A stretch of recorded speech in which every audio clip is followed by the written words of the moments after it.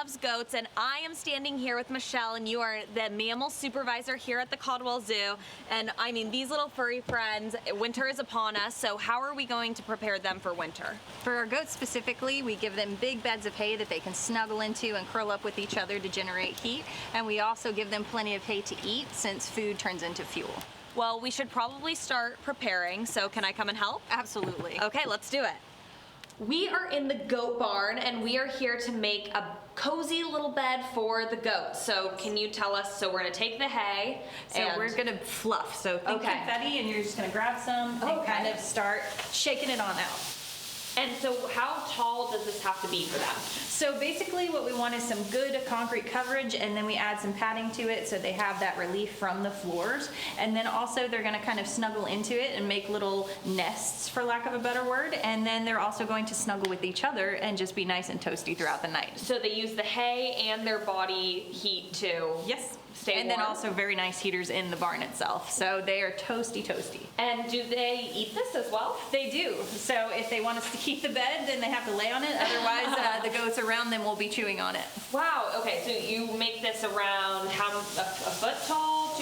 So basically, they're gonna squash it down. So as fluffy as we make it, they're just going to kind of press it down, which is why we make it nice and thick. So once it gets compressed, that they still have that padding on it. Okay, and then for how much area do you kind of cover? So this is great, and this will give it, and then we do it in each of the individual stalls, and then they have free choice of where they want to bed down for the night. So this is just for the goats here, but what about for the animals that don't live here? How do you prepare them for winter? So we give them heaters, heat lamps, we have fire hose beds, and a lot of different fun things. Well, I'd love to help with that too. Can we go and see that? Absolutely. Okay, let's go.